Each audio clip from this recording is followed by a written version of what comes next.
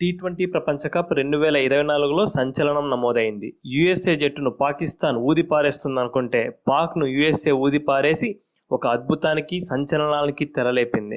Dallas వేదికగా USA Pakistan మధ్య జరిగిన మ్యాచ్లో యూఎస్ఏ జట్టు మ్యాచ్ను టై చేయడమే కాకుండా సూపర్ ఓవర్లో పాక్ను 5 పరుగుల తేడాతో మట్టి కరిపించి విజయ డంకా మోగించింది. యూఎస్ఏ దెబ్బకు బాబర్ ఆజంతో పాటు మిగతా జట్టు సభ్యులకు ఫ్యూజులు ఎగిరిపోయాయంటే అతిశయోక్తి కాదు.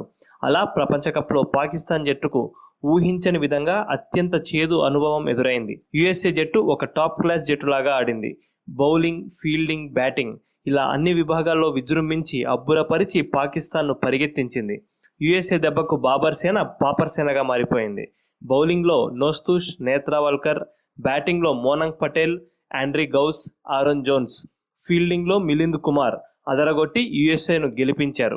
టీ20 ప్రపంచ కప్ కోసం పాకిస్తాన్ జట్టు మిలిటరీ ట్రైనింగ్ తీసుకొని మరీ యూఎస్ఏలో ల్యాండ్ అయింది. అలా ల్యాండ్ అయిన జట్టును యూఎస్ఏ జట్టు దుమ్ములేపే పర్ఫార్మెన్స్తో షెడ్డుకు పంపించేసింది.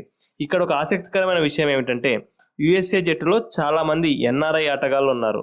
ఒక విధంగా చెప్పాలంటే మినీ ఇండియా లాంటి యూఎస్ఏ జట్టు చేతుల్లో పాకిస్తాన్ జట్టు చిత్తుగా ఓడిపోయింది. తన పరువుని యూఎస్ఏ గడ్డపై పోగొట్టుకుంది. ఈ మ్యాచ్లో పాకిస్తాన్ జట్టు ఎన్ని తప్పులు కావాలో అన్ని తప్పులను చేసింది. ముఖ్యంగా ఫీల్డింగ్, అలానే గాడి తప్పిన బౌలింగ్ ఆ జట్టును నిండా ముంచేశాయి. ఉదాహరణకు సూపర్ ఓవర్లో ఆ జట్టు బౌలర్ అమీర్ వేసిన వైడు బంతులు, అదే సమయంలో పాక్ ఆటగాళ్లు చేసిన చెత్త ఫీల్డింగ్ కారణంగానే యూఎస్ఏ 18 పరుగులు సాధించగలిగింది. ఇలాంటి ఫీల్డింగ్ తప్పిదాలు, బౌలింగ్ లోపాలు ఈ మ్యాచ్లో పాక్ జట్టు చాలా చేసింది. మరొక సంచలన విషయం ఏమిటంటే యూఎస్ఏ జట్టు ఇప్పటికే కెనడాతో జరిగిన మ్యాచ్లో గెలిచి పాకిస్తాన్పై కూడా విజయకేతనం ఎగురవేసింది. ఒకవేళ పాకిస్తాన్ జట్టు టీమిండియాతో జరగబోయే మ్యాచ్లో ఓడిపోయి యూఎస్ఏ జట్టు గనక తన మిగతా 2 మ్యాచ్ల్లో ఒక మ్యాచ్ గెలిచినా పాకిస్తాన్ జట్టు టీ20 ప్రపంచ కప్ గ్రూప్ స్టేజ్లోనే నిష్క్రమిస్తుంది. అది ఆ జట్టుకు ఘోర పరాభవంగా మిగిలిపోతుంది. కాబట్టి ఆదివారం టీమిండియాతో జరగబోయే మ్యాచ్లో పాకిస్తాన్ జట్టు చాలా కసిగా ఆడే అవకాశం ఉంది. వీటిని దృష్టిలో పెట్టుకొని టీమిండియా చాలా జాగ్రత్తగా ఆడి పాకిస్తాన్ను ఇంటికి పంపాలి. రోహిత్ సేన ఏమాత్రం ఏమరపాటుగా ఉన్నా టీమిండియా చిక్కుల్లో పడే అవకాశం ఉంది. ఇక ఈ మ్యాచ్ హైలైట్స్ విషయానికి వస్తే టాస్ గెలిచిన యూఎస్ఏ జట్టు మొదట బౌలింగ్ చేయాలని నిశ్చయించుకుంది. బ్యాటింగ్కు దిగిన పాకిస్తాన్ జట్టుకు యూఎస్ఏ బౌలర్లు ప్రారంభంలోనే వరుస షాకులు ఇచ్చారు. యూఎస్ఏ బౌలర్ల దెబ్బకు ఓపెనర్ మొహమ్మద్ రిజ్వాన్ 9 పరుగులకు, one down batsmen Usman Khan 3 పరుగులకు, 4వ స్థానంలో వచ్చిన ఫకర్ జమాన్ 11 పరుగులకు అవుట్ అయ్యారు. దీంతో పాకిస్తాన్ జట్టు 26 పరుగులకే 3 వికెట్లను కోల్పోయింది. ఇటువంటి పరిస్థితుల్లో కెప్టెన్ బాబర్ ఆజం అలానే 5వ స్థానంలో వచ్చిన షాదాబ్ ఖాన్ ఇద్దరు కలిసి 4వ వికెట్కు 72 పరుగుల భాగస్వామ్యాన్ని నెలకొల్పారు. ఇద్దరి భాగస్వామ్యం బాగా సాగుతున్న సమయంలో 25 బంతుల్లో 40 పరుగులు చేసిన షాదాబ్ నోస్తోష్ బౌలింగ్లో అవుట్ అయ్యాడు.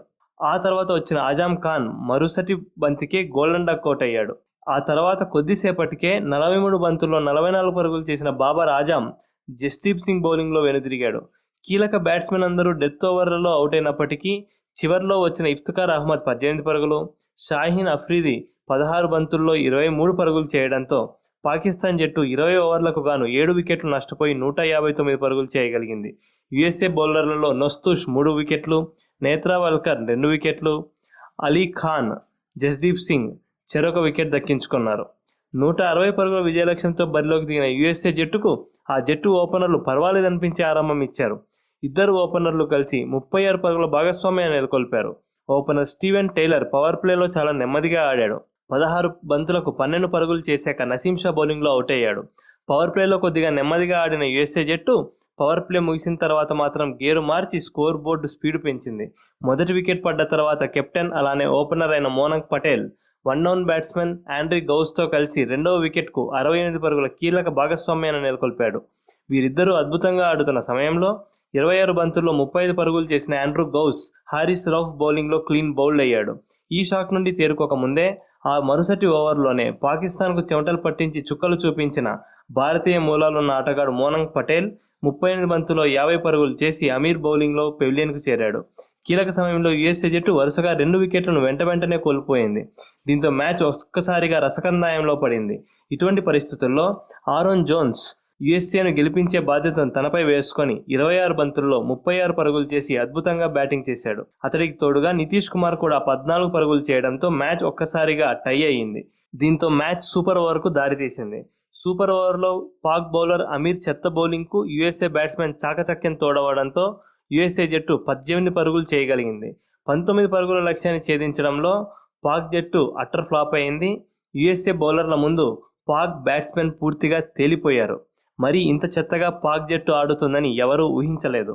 దీంతో సూపర్ ఓవర్లో 13 పరుగులు మాత్రమే చేసిన పాక్ జట్టు 5 పరుగుల తేడాతో యుఎస్ఏ చేతిలో ఓటమి పాలై టీ20 ప్రపంచ కప్లో అత్యంత ఘోర పరాభవాన్ని మూటగట్టుకుంది.